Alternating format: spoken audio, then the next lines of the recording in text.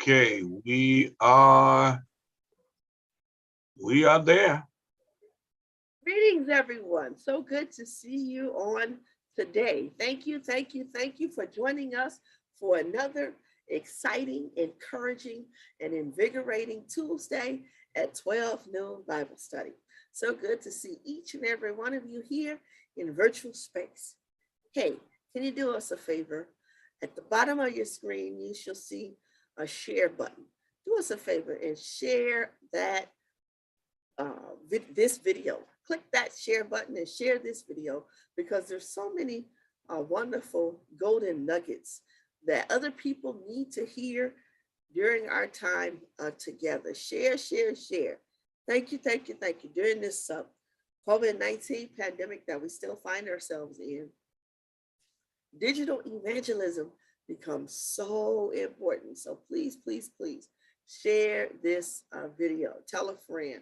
Let everybody know about the importance as we grapple with some very exciting, invigorating, and wonderfully educational topics through the lens of theology and looking at our sacred text. You know, we have been grappling with a phenomenal, wonderful book. If you haven't gotten this book, please, let me tell you, this is an amazing book. When Mama Speaks by Stephanie Buchanan Crowder. We have been in this book the last month and a half, and we have been having a blast. And so today is going to be the final chapter that we're checking out in this book, all about the mother of James and John, or the sons of Zebedee. We want to say, if you haven't had opportunity to purchase your book yet, please, just because we're ending this particular book on today, that doesn't mean that you don't have time to still go get the book and do the readings on your own. Feel free. We've had a blast in this book. And so today, we're going to invite you to turn to,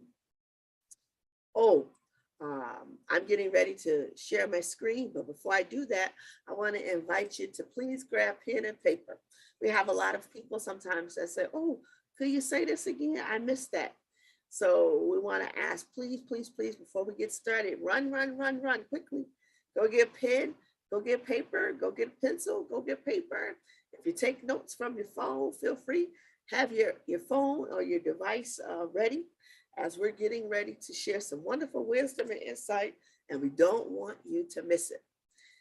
The particular text that we're going to be examining on today, this awesome, wonderful, amazing text is found in the Gospel of Matthew, chapter 20, and we're highlighting verses 20 to 28.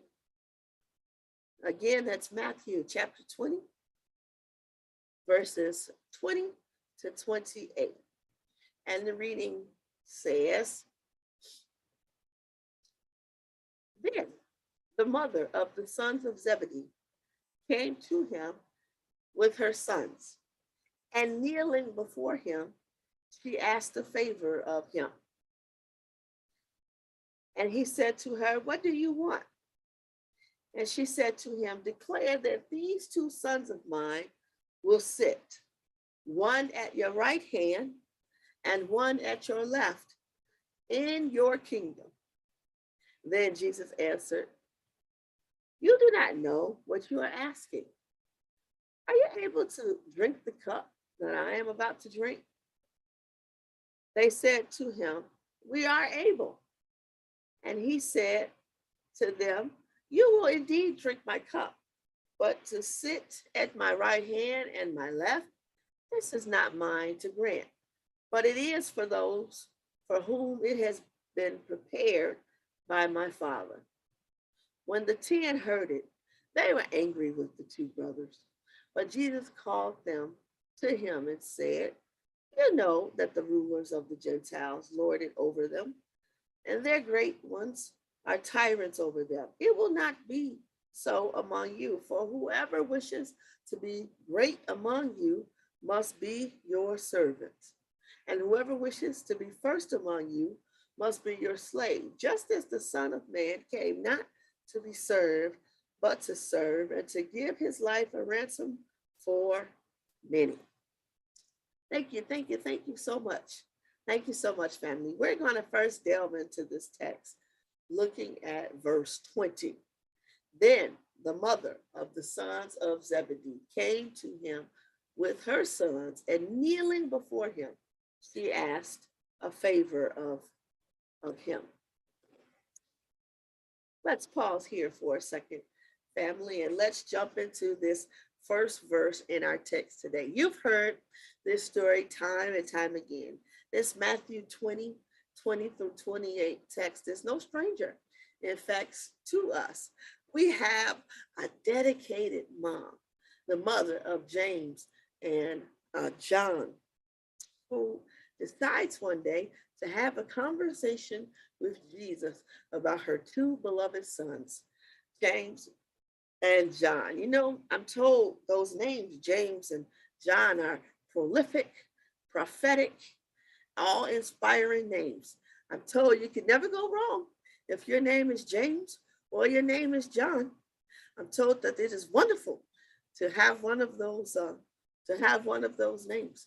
And so this mother goes to Jesus and asks a question for her two sons, or on behalf of her two sons. She asks Jesus for a favor.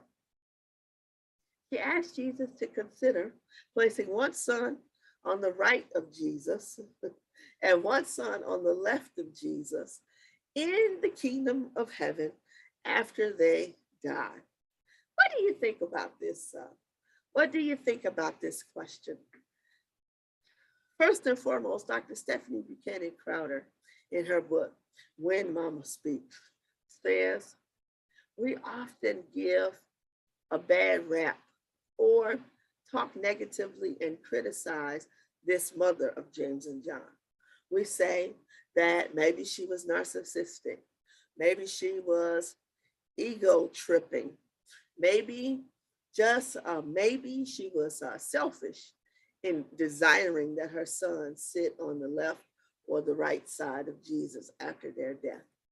First things first, Dr. Stephanie Buchanan Crowder says, can we extend some grace and mercy to this mom for several reasons? And we're going to get into those reasons during our time together.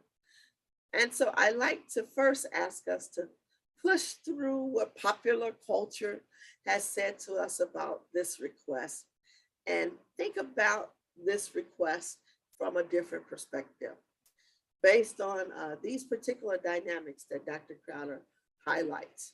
Please write this down. I hope you have pen and paper handy. Write this down. Dr. Crowder highlights that in order to understand mom's question, you have to first understand the social economic status of James and John. She highlights that James and John were fishermen, right?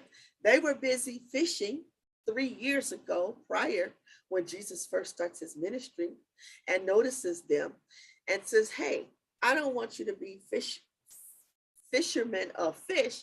I want you to be fishermen now of brothers and sisters, boys and girls, human beings. And the mom in some sense says, I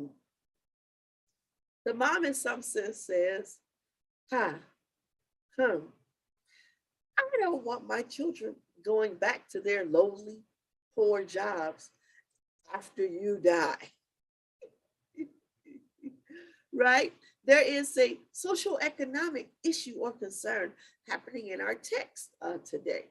What happens when people, gentlemen in particular, these 12 gentlemen, the 12 disciples of Jesus, became Jesus' disciples? We have to learn, grapple with, understand, discern that this also put them in a particular different popularity category. Whereas Jesus is poor, right? Never charged for miracles that he performed. Jesus became famous, if you will. And so did his 12 disciples who traveled with him. they became famous. Everybody in the various towns that they traveled to began to learn and know about them. And sometimes this famous um, uh, popularity that they now have experienced these last 3 years, oftentimes it got them several benefits in life these last 3 years. What are the benefits, you might ask? Dr. Crowder suggests they were able to enter into towns, and people at times would care for them by providing them food during their journeys, by even at times, sometimes even extending financial offers to them.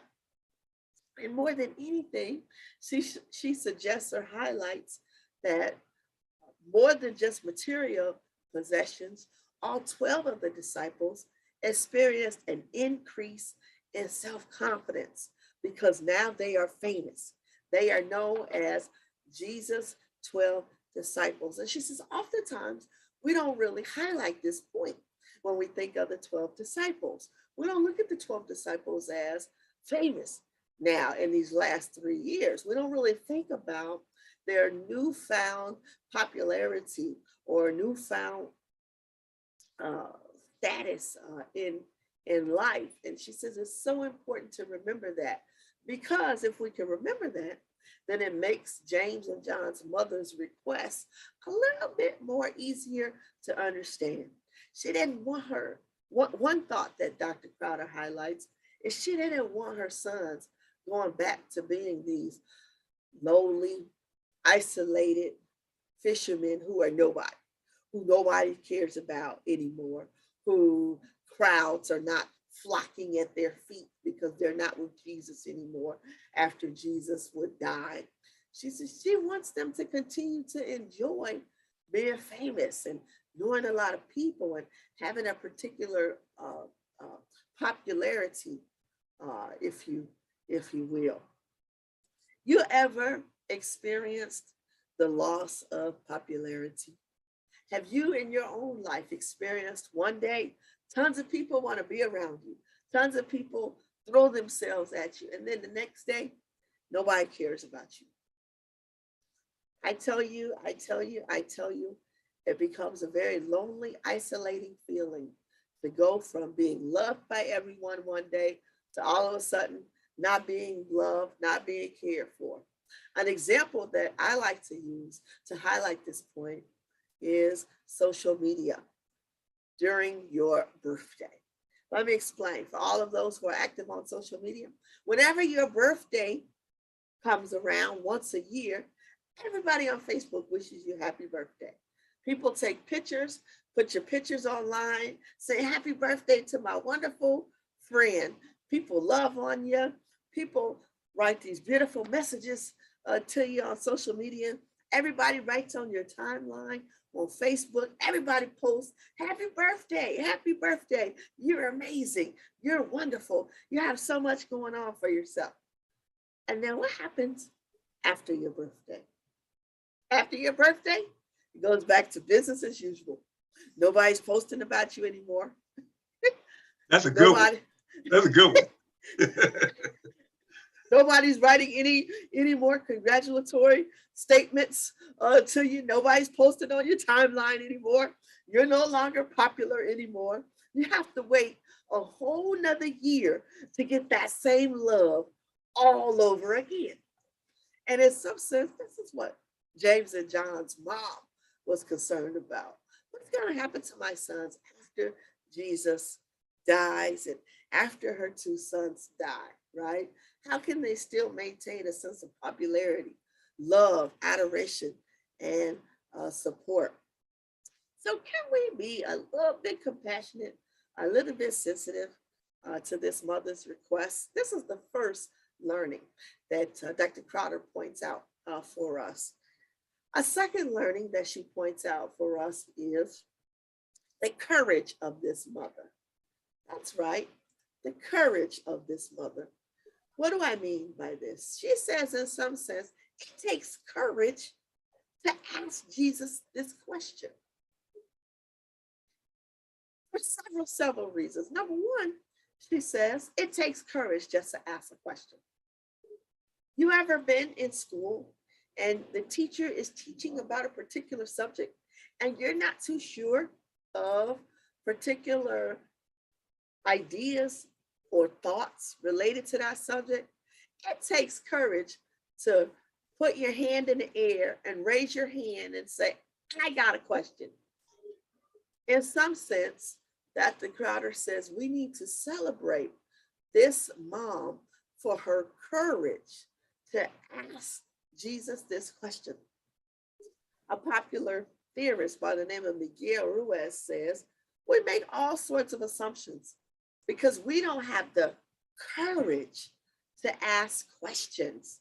He says asking questions is a form of courage. And how do we begin to embrace that courage to ask particular questions? So one reflective question or another reflective question for us to grapple with today is, how do we exercise courage to ask questions, especially those questions that are not easy questions?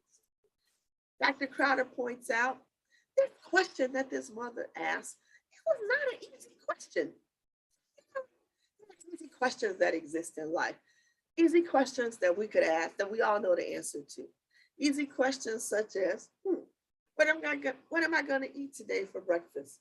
Or what clothes am I going to put on? Those are simple, easy questions. We don't have to think twice about those questions for many of us. Many of us don't have to grapple with those type of questions, but it's harder to ask some other types of questions like, will I go to heaven when I die? What happens when I die? Where will I go when I die? What is heaven like? My mother has often told me, Danielle, when you die, no matter where you go, it's gonna be fine. And I said, no, no, no, no, no, no, no. No, I don't want to go wherever. I only want to go to one particular place. No, no, no. It's hard to ask questions that are based on my favorite big E word for the day, eschatology. Eschatology. Eschatology means that which happens after we physically leave this earth. Eschatology is related to heaven. Eschatology is related to hell. And the question for us that is hard to contend with is, what's going to happen after we die?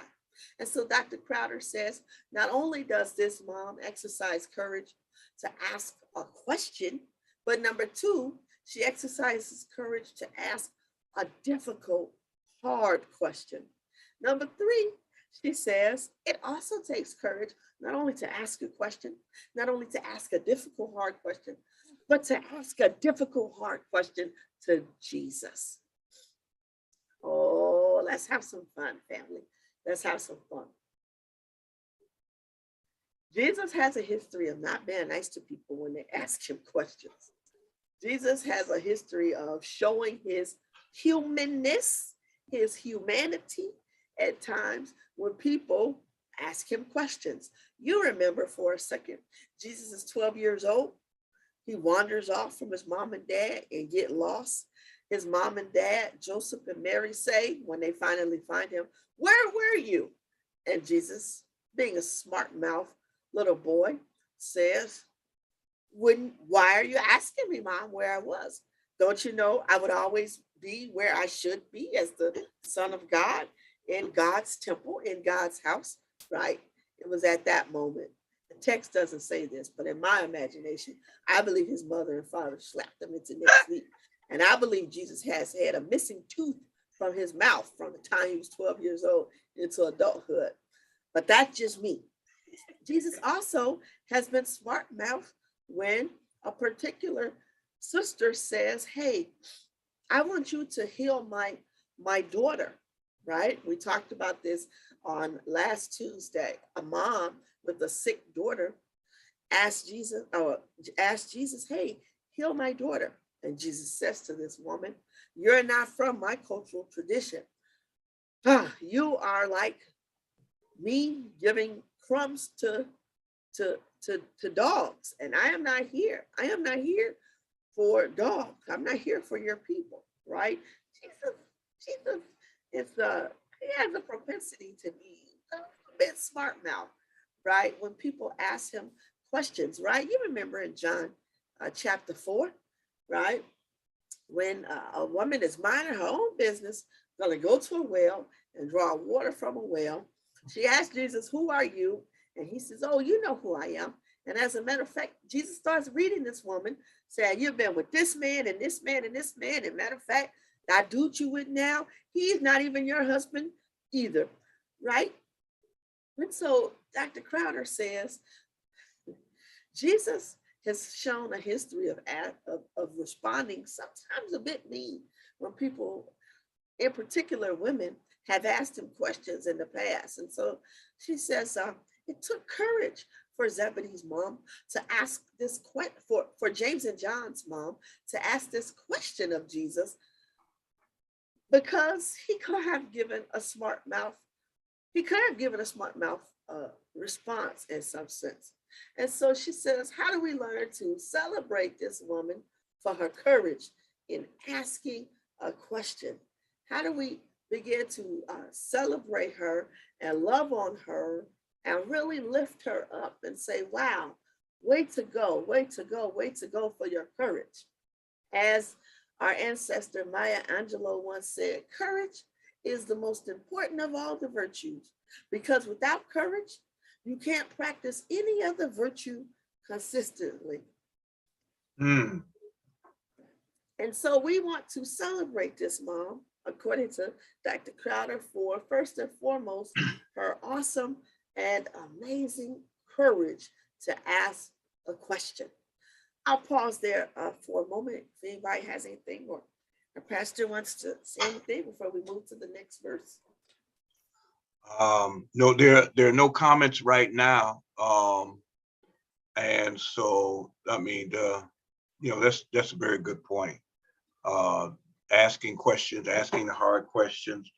I am fascinated at adult people who are intimidated in asking questions, sometimes of certain persons, but oftentimes just in particular because of the fear and the anxiety about the potential response. And so this has got to be extremely helpful for a lot of people to understand. I love that line that asking questions is a form of courage, because oftentimes not asking that question means you make up in your mind what the context, situation, what the person is like, and you never really know. And our minds play tricks on us. To quote the Ghetto Boys, I know none of y'all know nothing about the Ghetto Boys, so my mind playing tricks on me. But yeah, good stuff. Yes. The next verse or point that Dr. Crowder highlights that we have to delve into is at verse 22. So after the mother of the sons of Zebedee, James and John, asked this question of Jesus, Jesus says, "You do not know what you're asking." And then he turns to James and John and says, "Are you able to drink the cup that I am about to drink?" And James and John responds, "Yes, we are able." And then Jesus says, "You will indeed drink my cup, but to sit at my right hand and at my left hand, this is not mine to grant, but it is for those for whom it has been prepared by my Father." Two important themes that the Crowder highlights for us to grapple with in this text is first and foremost, when Jesus asked the sons, "Are you able to drink from the cup that I am about to drink?" She says, in some sense, Jesus, again, Jesus being Jesus and Jesusing, gives this interesting response to mom and turns to the two sons and gives this interesting response around, hey, are you able to bear the brunt of what I am getting ready to bear? Heavy is the head of the one who wears the crown was a cliche I often heard growing up. Everybody wants to be the leader. Everybody wants to be the captain of the ship. But oftentimes, many people don't understand all that it takes to be the leader, to be the captain of the ship. Many people make assumptions. They think they know from the outside looking in, but oftentimes they have no idea, in some sense, what it takes. And so this text challenges us to say, wow, according to Dr. Crowder, we can have courage to ask the question. And at the same time, we have to also grapple with, do we have the courage to hear the answer? Do we have the courage to hear the answer, right? She says, so this courage to ask the question is a two-step process.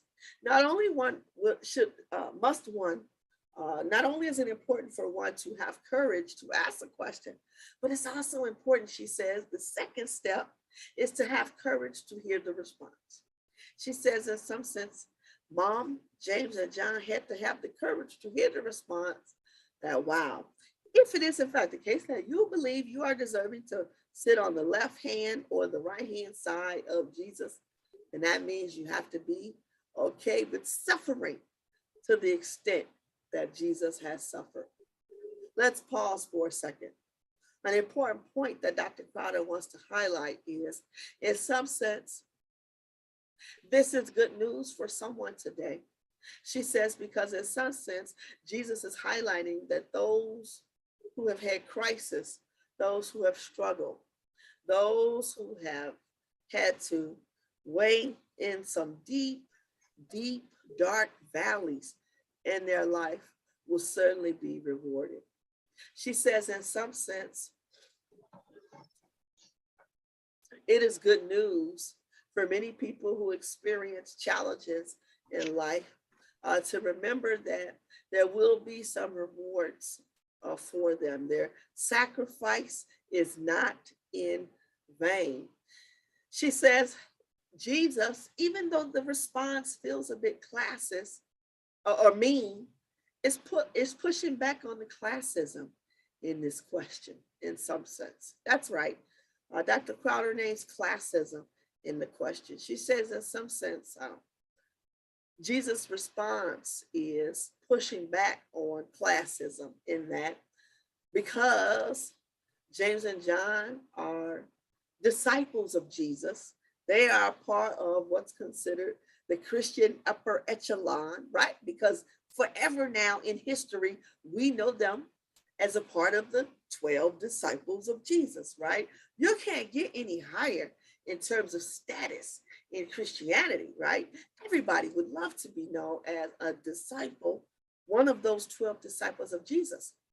And Dr. Crowder says, in some sense, even though this response from Jesus feels a bit smart mouth when Jesus says, you're not able to drink from the cup that I'm about to drink from. She says, in some sense, though, it's also a refreshing response to think about, wow, it is God who would then make the determination, and God would elevate people who have been through pure hell in life, people who have struggled, people who have had to rage in deep valleys, people who have had to grapple with being overlooked and despised and taken advantage of in society. She says, in some sense, Jesus is actually saying to Mom and saying to these two sons, you don't get to easily just sit in this hierarchical position because maybe there's someone who's been through more in life than you have, who this seat is reserved for. In some sense, she says, we have this mindset in our Christian faith that says we need to think about, or we live in a microwave generation. that says we want our reward quick, fast, and in a hurry. We want to be elevated to the higher upper echelons of society, but we don't want to work for it. We don't want to sacrifice for it. We don't want to do anything for it. We just want to be given it just because. And she says this text is important to highlight in some sense that Jesus is saying God will level the playing field. You were the disciples with Jesus here on earth, but maybe there'll be other people who will have the privilege of being elevated to sit next to Jesus on the left and on the right. She says this text addresses classism. This text addresses this understanding that we have people who, because they make a lot of money in life, who believe that they are right next to Jesus. They are right next to God. And she pushes back on that and says, no, on that great awakening day, when we all rise from our eternal slumber, there are some folks who are going to be elevated above us in some sense, who will have a closer relationship with God and Jesus. She says also the good news in this text is something very interesting that Jesus says, this is not my decision, this is God's decision. She says that is powerful because we understand Jesus has two types of characteristics. Jesus is both divine, but Jesus is also human, right? Jesus is the one who makes these smart mouth sometimes comments and statements. She says the good news is the person who will make this decision about who will sit on the left or the right is the person who will be non-biased, the person who is all divine, the person who is not human at all. And so she says, in some sense, God becomes the ultimate judge and jury. God becomes the one who has the ultimate deciding vote. God becomes the one who is not informed by human bias, but God becomes the one who will make everything equal. Justice will prevail, equity will prevail, diversity and inclusion will prevail. And so she says that is good news for someone who needs to hear this message. I'll pause for a second. Yeah, no, we don't have any questions yet. And so those of you who are on, if you have a question, go ahead on and post it right there in the chat. And we will certainly make an effort to address that question, keep the dialogue going. I really appreciate one of the things that the text shows me is that, Jesus knew the people that he was walking with. And that's so important that after being around some folk, their rough edges, something about, their idiosyncrasies. And so there's some things, you can deduce. I think of, how many times have we had friendships with somebody, with others, and, they were not honest with us about some of our aspirations. Not that they try to douse the aspiration, but they may have been more beneficial if they said, maybe you ought to study the position that you're going for a little more, because you may not, it doesn't seem that you understand what is going to be required of you. How many times have you known somebody, and this happens all the time, they covet a spot, they want something, and then they get there and they say, oh God, I didn't know it was going to be like this. I'm sick of it. I'm really ready to give it up. I don't want to do this anymore. This is not what I expected. And a lot of that goes back to, we are curated in this society to covet and desire that which seems sexy, flashy, prominent, popular, and all of that, and and not necessarily do the research. So that that's insightful. And the other part is that Jesus is saying that it's good to come to me, but I'm also going to be honest enough to say I don't know that. You got to talk to God about that. And that in itself is a lesson to many of us in this culture. We think we got to have all the answers. And instead of saying, you know, you need to pray about that. And I'll pray with you on it. And we'll see what God has to say. Because there's some things just need to talk to God about. So thank you. Amen. You hit the nail on the head. Yes, yes, yes. And so Dr. Crowder pushes us and challenges us and says,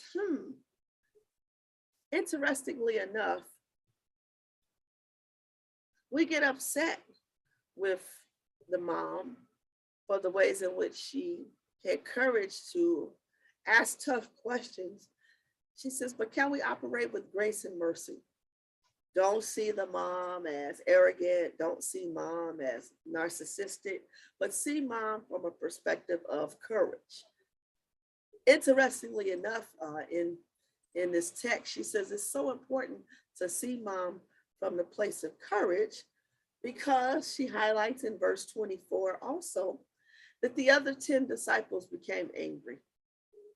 The other 10 disciples became frustrated and annoyed at James and John, right? She says, in some sense, mob action is created in this 24th verse. She says, and we have to look at this verse from the aspect of mob action. Why? She says, because oftentimes society, our larger society, gets upset when you go against what society says we should be doing, and you start to ask questions or engage in belief systems that are different from what mainstream media or mainstream society or mainstream culture likes to promote. She says, and as a result, you will begin to experience mob action. Other folks will start to get upset with you. Other folks will start to get angry with you. She says, in some sense, we shouldn't become angry with people when they ask tough, hard questions. We should celebrate them for being able to go against the grain. We should celebrate them for being able to have a mind outside of what mainstream media is always teaching, what mainstream media is always believing. She says questions become important to grapple with. And so in some sense, she says in verse 25, Jesus' response was indicative of actually a reflective question. She says, even though verses 25 to 28 are statements in some sense, she says, how do we learn to read these statements as in the form of questions? Let me give an example. She says, in some sense, all of us have to ask the questions we see in verses 25, 26, 27, and 28. All of us have to ask, in some sense, are we capable of being a servant? Are we capable of being last and allowing somebody else to be first? Are we capable of giving our life and sacrificing for someone else? So on your paper, family, I would invite you to ask yourself these final verses in the forms of questions. Are you able to place others before you? Are you able to be a servant to others? Are you able to be last in a list or in a line? There's some other important questions that we should grapple with in life. Questions, again, are very important. We must have the courage. In addition to asking these questions in this biblical text, there's other important questions I venture to say we should also be willing to ask. Please, please, please, please, please, please. I hope, family, I hope you can quickly have pen and paper to definitely write these questions down. There are other important questions we should be able to grapple with in our life. These are known as 10 hard questions to ask yourself about. What day-to-day tasks fill me with purpose? How do I define a purposeful life? How is my definition influenced by others? What percentage of my time is spent on things that give me meaning? Things that don't? What am I adding to the lives of others, to the greater world? If I die next week, what would people say about me? What do I want them to say? Who is greatly influenced by my day-to-day actions? Who looks up to me in life? Who do I look up to? When do I make other people's lives more difficult?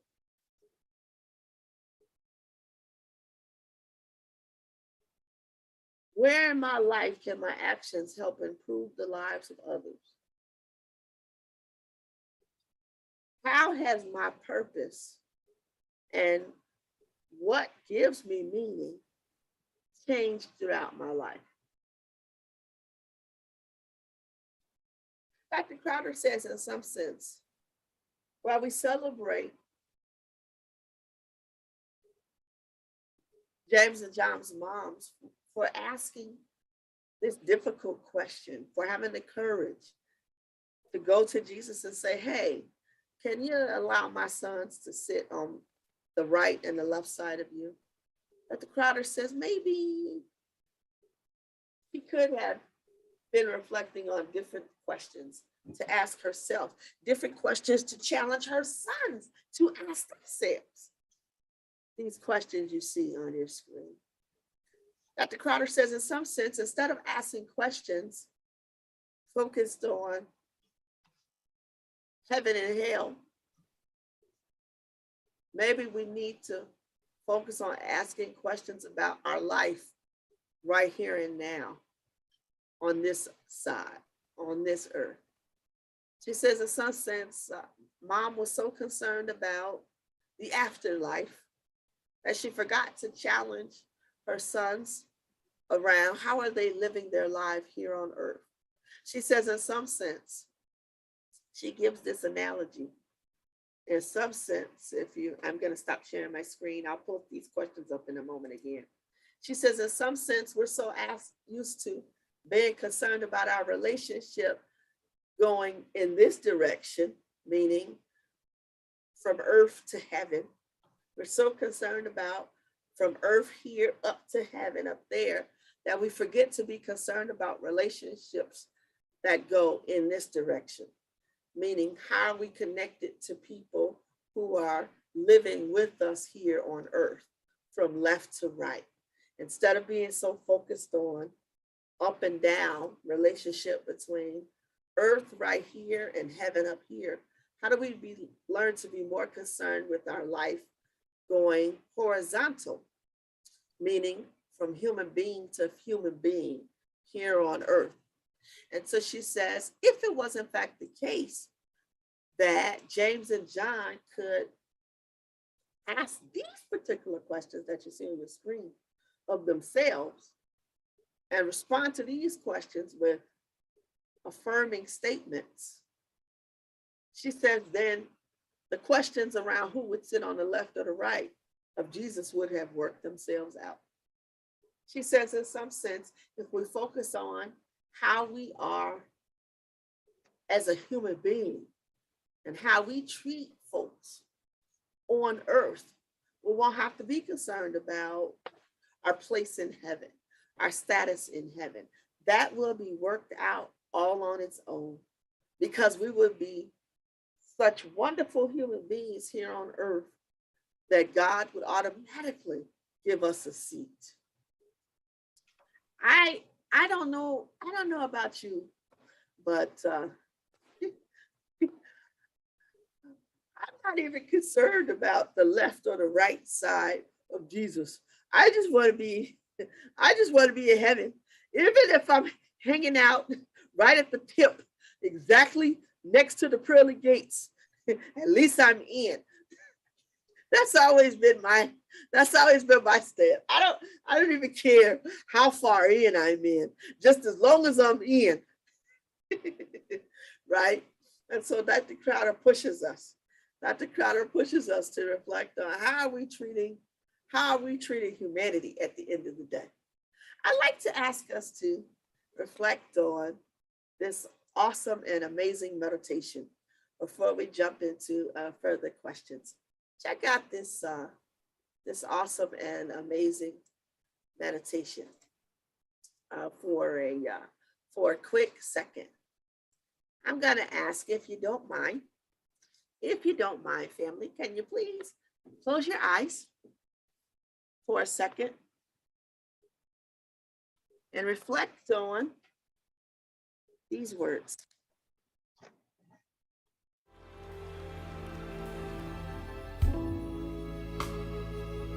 Question is, will I ever leave you? The answer is no, no, no, no, no, no, no, no, no, no, no, no.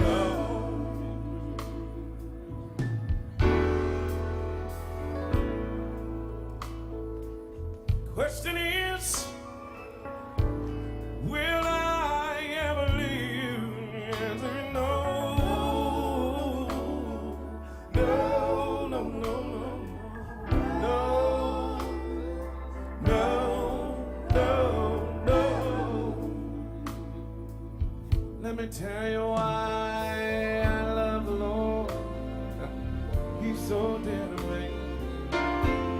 Oh, he died that I might be free. I was asked this question years ago, and the answer is still no. Now the question is, will I do his will? And the answer is yeah. Yeah, yeah, yeah, yeah. Oh, yeah, yeah, yeah. Anybody out there know what I'm talking about? So the question is, will I do his will? And the answer is yeah. Yeah, yeah, yeah. Yeah, yeah, yeah. I'm presenting my body, living sacrifice. All I ever want to do is to really cry. I was asked this question, and the answer is yeah.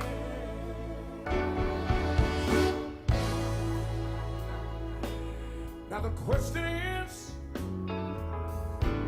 when will Jesus return? Somebody help me say soon, soon, soon, soon. Yeah, soon, soon.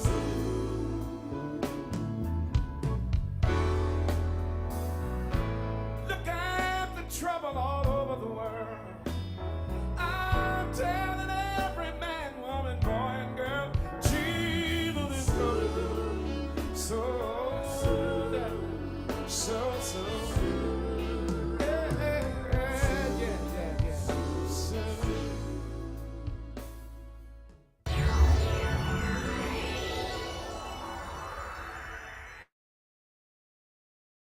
Thank you. May I ask a quick question? Did you see a video or did you just see a black screen? We just saw the screen with all the apps on them. We didn't see the I'm so video. sorry. I'm so sorry. Okay, I'm so sorry. Did you hear music? Yes, the music Okay. came through. Yes. Okay, okay. I'm sorry, can I try this again, please? Hmm? Can I try this again? Can I try this again? Go ahead. Okay. I'm sorry. Try this again. Okay.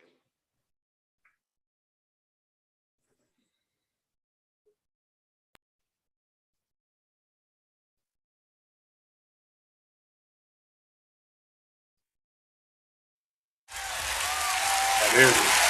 This next group has been honored in the Gospel Music Hall of Fame, with its leader having recently released his first solo album. Okay. Sorry. Okay. All right. Sorry about that. Okay. I'll get it together next week. Okay. That's All right. Any questions or um final thoughts? so Kathleen says, I don't have any questions, but I am truly enjoying this perspective. She says, I watched these thoughts being covered in the last week on there's a series called The Chosen.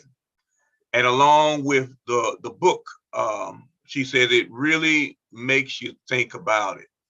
And Reverend Mosley, in responding to one of your points, said it is pretty tough sometimes, I believe, to asking yourself these questions. And then Robert Gordon said, how is it possible for Jesus to have a smart mouth? Unless it benefits the whole, it appears he felt like the main theme of this culture, of this woman, were less important or needed to be heard. And then Reverend Emmett says, good stuff. He says, I really tried to work on some of these questions during Lent about, to sell. So those were the comments so far. Thank you. Thank you. Thank you, everybody. Yes, I'm so sorry, Mr. Gordon. Yes, we do sometimes say in womanist theology, we say Jesus sometimes struggled with his little mouth, and it shows his humanness. At times it does show his humanness. It shows that he wasn't perfect. It shows that he wasn't all 100% divine. Sometimes he said some little mean things to people. He said some little mean things to people. A little young man who's rich asked, what must I do to inherit eternal life? And he says, look, little boy, you gotta go through the eye of a needle. It's easier for a camel to get through the eye of a needle than you. Right? Like, that's harsh. When Jesus makes those kind of comments, that's like really like, come on, Jesus, I mean, I was a little mean like that, it's a little harsh. That's great. We need to keep grappling with that, though. That's a great question. Mm-hmm.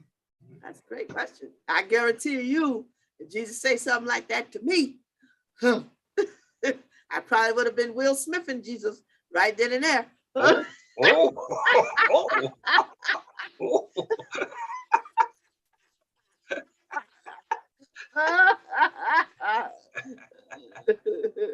Oh, that's funny. Thank you so much, everybody. Yeah, I'm gonna see if I can show this real quick. Okay. Let me see. Thank you. I'm trying to see if everybody can see this. Okay. Can you see it? No, not yet. Okay, hold on. Let's see.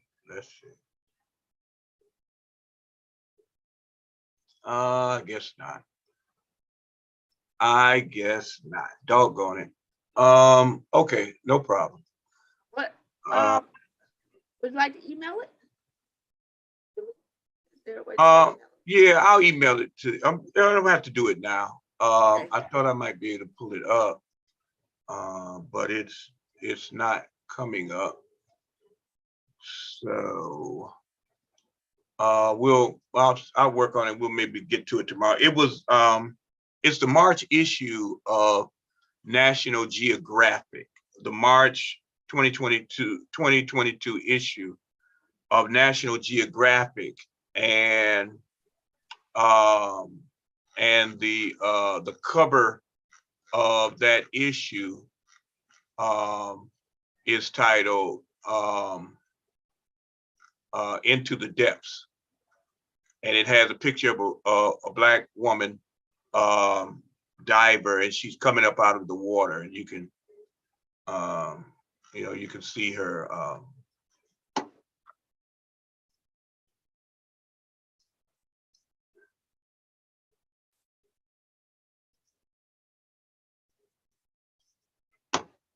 yeah.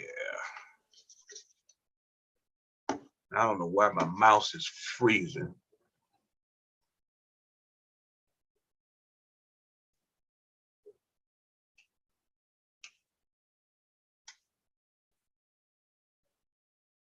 But never mind.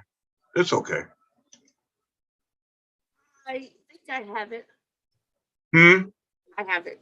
I have it. Okay.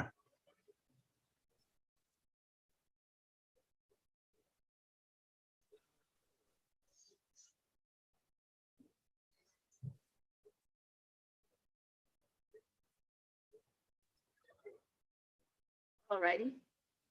Okay. Thank you all for your patience. Oh. All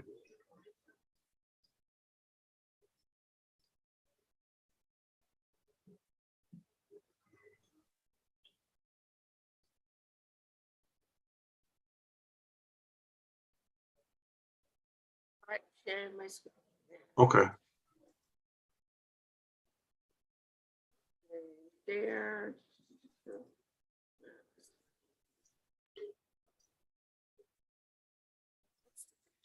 On the right. Yeah. That you got it highlighted at the bottom there to that bottom corner. Okay. Yeah, yeah. That's it. Do you see it on the right side? Yeah, all of them are popping up, but the one I want is Into the Depths, and it's showing. So